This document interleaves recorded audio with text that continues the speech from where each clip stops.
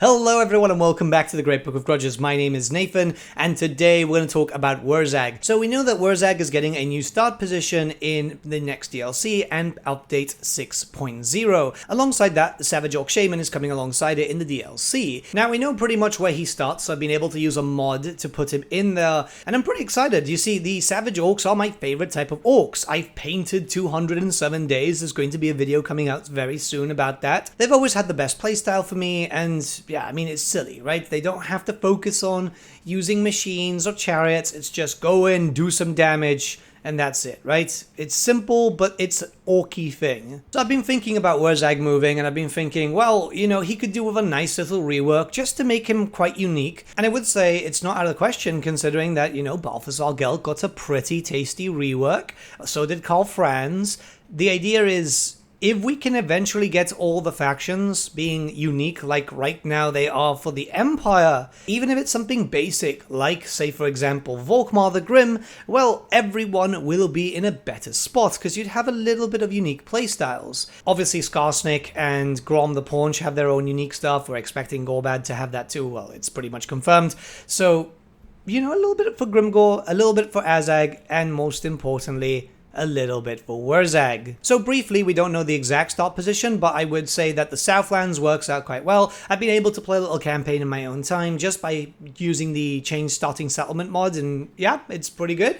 It starts off being a bit different. You're not surrounded by greenskins that you're just fighting all the time, because Wurrzag himself isn't really much destroy other greenskins, confederate other greenskins. He wants to actually help them out in his own special way. I mean, that's why Grimgor actually starts trying to push him away. You know, it's like, oh no, go over there, it's fine. It's definitely going to be a bit of a challenge in the harder difficulties because you are dealing with stuff like Forek, you are going to be dealing with Teclis if Teclis does expand, which generally he does do, Krokgar, and then obviously as you start pushing forward, then you'll have the usual fighting with Cetra, Queek, and all the others. So it'll still feel familiar, but it's still a little bit different. It's great, actually, from what I've been able to play around with. So could anything be done as a sort of rework? And I would say yes, there are a few things that could be done. In terms of faction mechanics, we can look towards Wurrzag's lore. You see, Wurrzag is plagued by visions a lot. It's due to, well, mushrooms and just being Wurrzag, where it is pretty much stated that Gork and Mork directly speak to him as the prophet of the Greenskins. This is why Wurrzag as a spellcaster is immensely powerful. He's able to turn people into squigs, for example,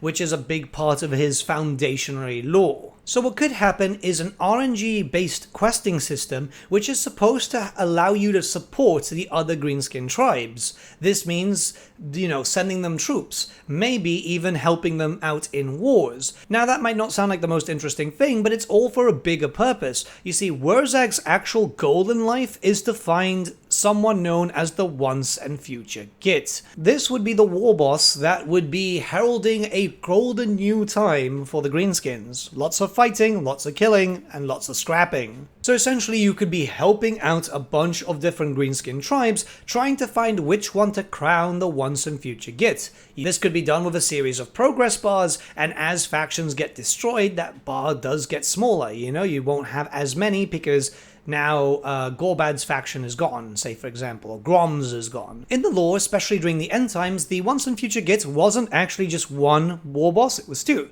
It was Grimgor and Skarsnik. But then they forgot about Skarsnik in the end time, so that's pretty much irrelevant. However, in-game, it could be a little bit more open, so you can crown the Once and Future Git, which would then provide powerful faction bonuses to the Greenskins as a whole. So not only are you benefiting yourself, you're benefiting all the other Greenskin factions, you know, upkeep reduction, extra melee attack, melee defense, whatever is appropriate for the faction itself, and that would lead to the Greenskins starting to take over the world. This also could act like an endgame scenario, meaning that if you're not playing as the Greenskins, you should have the option in the settings menu to turn off Wurrzag's mechanic so he doesn't crown something just in case. And in most cases, his faction will die, but we currently don't know how powerful the Greenskins will be with any quality of life updates they may get in Update 6.0. Plus, mechanics like this that could be turned on or off, very similar to that of Crusader Kings, they do that with the settings and so on, would be very good. you could have something to make the Greenskins a threat and actually make the end game a little bit more dynamic, because not every Greenskin faction will be up and running by the time that a once and future Git is crowned, and it's going to be better than, oh yeah, we're spawning a bunch of factions and they're just going to keep spawning armies until you get rid of them, right? Now you've got the threat of a empire building up and being potentially destructive as hell. I've been thinking about this a lot because I've been playing with my Savage Orcs recently. We're going to be filming a battle report 2 actually, but I've been running a few simulations on that, and I was thinking, I was like, oh my god, this would be great for a playthrough and then just see that in Total War in that sense, right? Now I have to talk about some missing units, but what I would imagine as free units. So there's a bunch of units that are missing from the Greenskins. We've gotten 2 for free recently, which is great because those types of units, they're not really worth putting in a DLC, as, yeah, they're just the same rig and animations in most cases, and it's just changing some weapons, maybe adding a new animation here and there, but they're not a staple. They're not going to drive people to buy. So here, there are Savage Orcs with shields, Savage Orcs with dual weapons. Those would actually be very, very good for a Savage Orc army. There's a bunch of missing stuff, which would be great to see added in through free patches. Now, I don't know if that could be possible in Update 6.0, because we are getting an FLC Legendary Lord, and obviously there's going to be patches and reworks and stuff like that. So it doesn't have to happen now, but it could be nice later down the line, just to finally finish up a Savage Orc roster.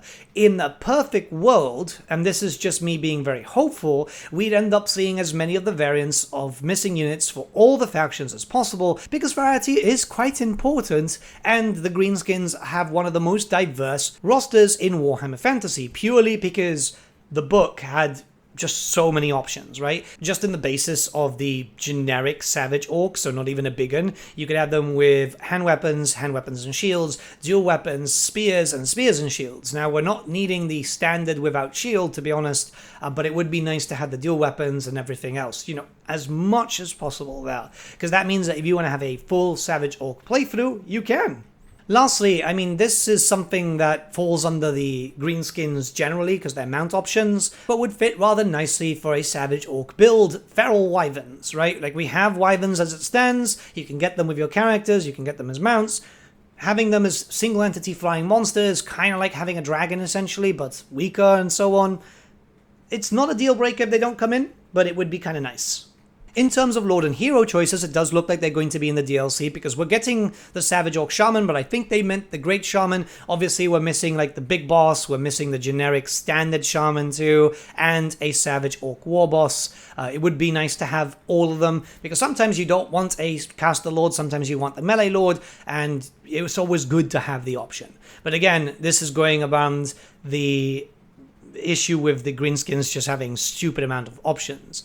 With that being said, I can understand why they're going to put them in DLC and rather than releasing them for free and doing interim patches and so on. And that's likely because, if they're going to be Lord and Heroes, they have to be better than generic troops, which means they have to have a few more different animations, look a little bit different. There's a lot more work that goes into a character than it does for a generic unit.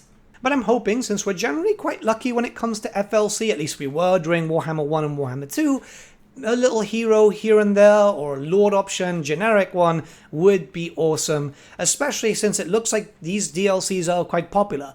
We don't know exactly how it's going to be for this DLC, but Thrones of Decay was absolutely wonderful, so if it goes to that quality or better, yeah, we should be in a good time. With that hopefully meaning that people will buy, and the budget being increased to, just allow for a free thank you here and there. It's always great. Now, in terms of missing paid units, well, there's only one thing really missing for the Savage Orcs, and that is the Big Stabber. The Savage Orcs didn't have a full roster. You basically had the Boar Boys, the big uns too, the Savage Orcs, and the big uns there. They could also justify adding in a Savage Orc Giant with war paint, and that's pretty much it, but that's not going to be paid, obviously.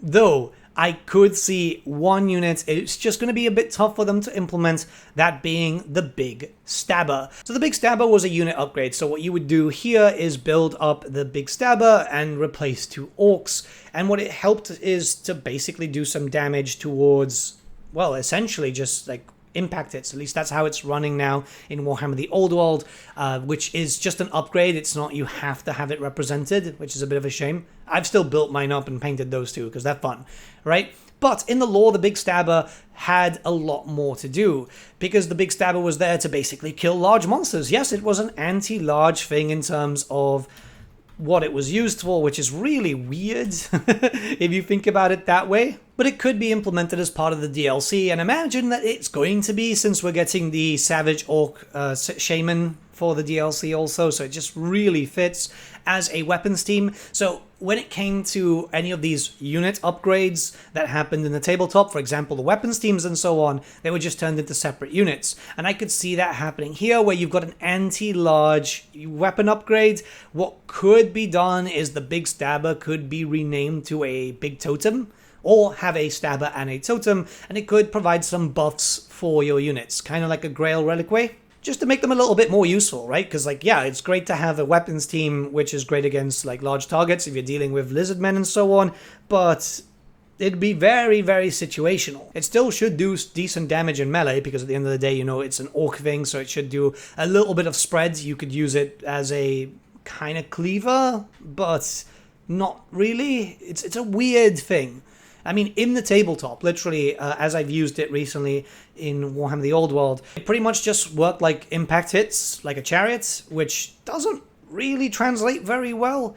I know a lot of people would love to see it, because, I mean, it's funny, and to be honest, I would too, but it has to be done well, so at least it's viable in some way, shape, or form. So I think giving it some buffs and so on, you know, seeing it as like a sacred totem might give it a little bit more use on the battlefield.